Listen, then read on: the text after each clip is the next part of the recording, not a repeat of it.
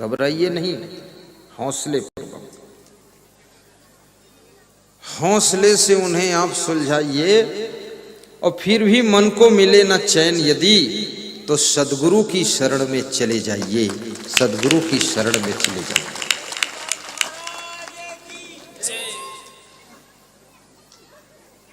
आत्महत्या मत कीजिए। कभी तुम कर्जे में डूब सकते हो, लेकिन आत्महत्या यदि कर लोगे तो तुम कायर कहे जाओगे, मक्कार कहे जाओगे, और तुम तो मर जाओगे, लेकिन बचे हुए परिवार को तुम किस दुर्दशा में छोड़ कर जाओगे। जिस समय कर्जे में डूब जाओ, बीमारी में डूब जाओ, गरीबी में डूब जाओ, समस्याओं में डूब जाओ, उस समय बुलंद साहस कीजिए, पराक्रमी बन जाइए। और याद रखना, उस समय आपको वीरों में वीर बनना है। और संकल्प लेना है कि जब अर्जुन का पुत्र अभिमन्यु मारा गया था, उसके बाद भी कृष्ण के ज्ञान से उसने युद्ध किया था, तो मेरा तो पुत्र जिंदा है, बल्कि धन मारा गया है, मैं भी साहस के साथ काम करूंगा तो धन के कर्जे से ऊपर आ जाऊंगा। कर्जा बड़ा नहीं है, कर्जा लेने वाला बड़ा है। कर्जा बड़ा नहीं है, कर्जा में डूब जाने वाला बड़ा है। और फिर आजकल तो कर्जे से सरकार भी आपको ऊपर निकालती है। सरकार वोट के लिए कहती है कर्जा माफ, बिजली बिल हाफ, और तुम्हारा घर द्वार साफ। कितनी बड़ी बात है। किसान भी खिलाड़ी है।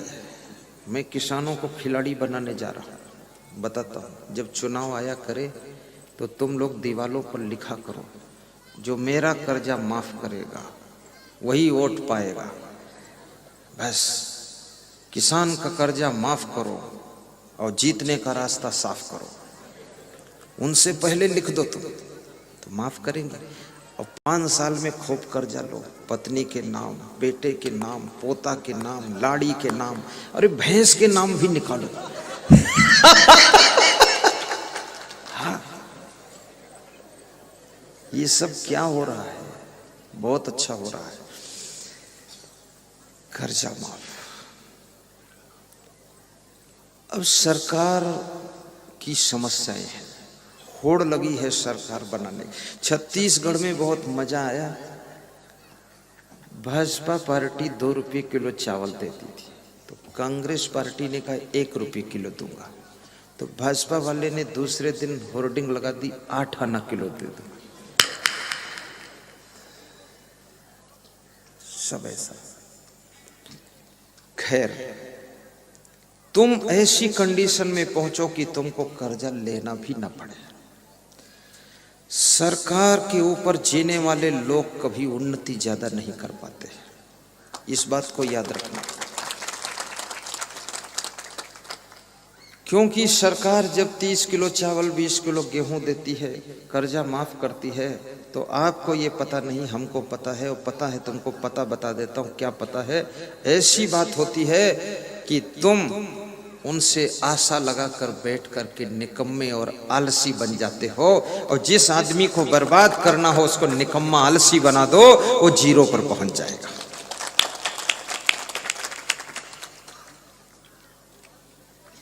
खैर, हमको इस विषय में नहीं जाना है, क्योंकि मेरा विषय है उलझन। तो कर्जे की उलझन हो तो भी आत्महत्या मत करो।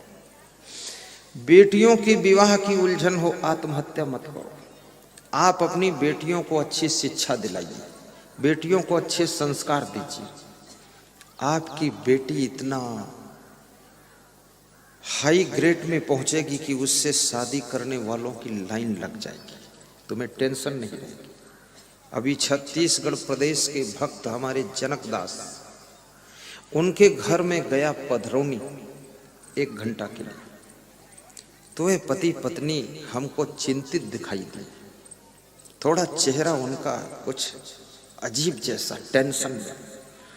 तो मैंने पूछा कि जनकदास क्या बात है? बोले गुरुदेव 6 बेटियां हैं, आधा दर्जन। तो हमने कहा फिर बेटा? बोले बेटा कोई नहीं। तुमने कहा बेटा चाहिए क्या? बोले बेटा नहीं, ये बेटियों का सिलेक्शन कैसे होगा, इनकी शादियां सिस्टम। तो मैंने उनकी 6 बेटियों को बिठाया, माँ बाप को बिठाया और बेटियों को 10 मिनट समझाया कि बेटियों ऐसा कोई ना काम करना जो तुम्हारे माँ बाप को सर झुकाना पड़े, शर्मिंदा होना पड़े। और मैं भी तुम्हारे परिवार का एक सदस्य हूं, मेरे भी सम्मान का ख्याल रखना और इतनी ऊंची शिक्षा प्राप्त करो कि ये तेरे पिता की चिंता खत्म हो जाए। तो बड़ी बेटी प्रोफेसर बन गई, उसके बाद शादी किया, प्रोफेसर डिग्री कॉलेज की। दूसरी जो थी वो जज बन गई, धमतरी जिले में प्रथम श्रेणी की जज है। अभी 3 दिन पहले उससे बात किया था मैंने, तो उसको जज होने का नशा नहीं है। वो बोल रही थी गुरुजी हम जज तो बन गए, पर आप ये मत समझना कि बहुत बड़े पद पर पहुंच गई तो आप छोड़ ही दें, आप आना इधर। एक बार उस जज के यहाँ पधरौनी किया तो वो कटोरियां, जूठी कटोरियां मांज रही थी, वो जज धो रही थी। और फिर जब हम विदा होने लगे तो हाथ जोड़कर रोने लगी कि गुरुदेव ये आपके आशीर्वाद से ही मैं जज बन पाई हूं। तीसरी बेटी भी जज बनने जा रही है, वो 6 की 6 टाप। तो उसके पिताजी भी आए थे वहां पधरौनी में, तो पिताजी को देखा तो उनका चेहरा गुलाब के फूल जैसा खिला हुआ था। हमने कहा क्या हाल जनक दास? बोले हाल तो सब सुधार दिया आपने, आनंद है। लग रहा था वे फिर से जवान हो रहे हैं। टेंशन में मनुष्य कम उम्र में भी बूढ़ा सा दिखने लग जाता है, और जब टेंशन और चिंता खत्म हो जाती है तो बुढ़ापे में भी वो व्यक्ति चमकता हुआ जवान जैसा दिखाई देने लग जाता है। ये चिंता आपको जवानी में भी बूढ़ा कर देती है।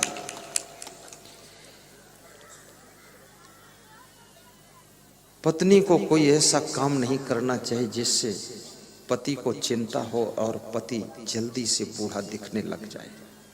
पति को ऐसा कोई कार्य नहीं करना चाहिए जिसके पत्नी की टेंशन हो जाए और पत्नी बुढ़िया जैसी डोकरी दिखाई देने लग जाए। ये क्रीम पाउडर लिपस्टिक लगाने से कोई जवान नहीं होता है, ये तो ऊपर ऊपर का सब लेपन है, डेंट पेंट करना है, कुछ नहीं इसमें। वास्तव में जब मनुष्य चिंता मुक्त होता है तब उसके मुखमंडल को देखो कितना खुश होता है। और सब चीज यहां पर तुमको मिल सकती है दुनिया के अंदर, लेकिन खुशियां कहीं नहीं मिलती है। और जिसके पास में खुशियां हैं वो सबसे बड़ा धनवान व्यक्ति है, समझो।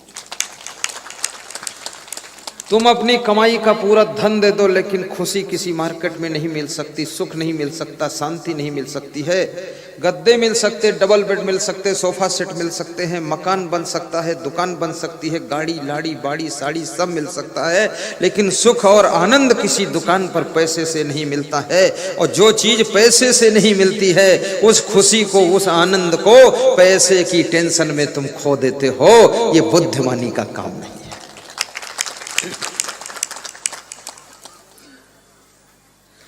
पैसा तुम्हारे पास कम हो तो भी घबराना मत। आज ये भी कला बताऊंगा कि तुम धनवान बन सको। वो इसलिए बताऊंगा अगली बार आऊं तो दक्षिणा ज्यादा दो क्योंकि तुम गरीब हो जाओगे तो हम भी गरीब हो जाएंगे। हमारा सिस्टम तो तुम ही से जुड़ा है।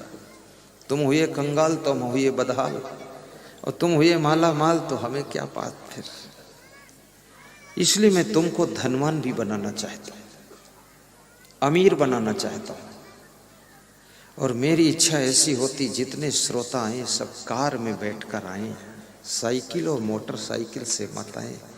अगर 2 एकड़ में प्रवचन हो तो 20 एकड़ में कारें खड़ी हो जाएं, लगे लोगों को क्या हो रहा है। यदि तुम धनवान बनना चाहते हो तो अपने से बड़ों को जवाब मत दीजिए, उनको जवाब मत दीजिए। और यदि तुम धनवान बनना चाहते हो, तुम्हारे घर में, तुम्हारे परिवार में जो बुद्धिमान व्यक्ति हो, समझदार व्यक्ति हो, वफादार हो, ईमानदार हो, उसके हाथ में घर की कमान सौंप दीजिए, उम्र कम हो या ज्यादा। और धनवान बनना चाहते हो, सुखी भी बनना चाहते हो, तो कोई नशा मत कीजिए। एक नशा आपके ऊपर चढ़ना चाहिए और कभी उतरना नहीं चाहिए, वो नशा है सत्संग का नशा। और इस नशे में इतना डूब जाओ कि इसके बिना तुमको कुछ अच्छा ही नहीं।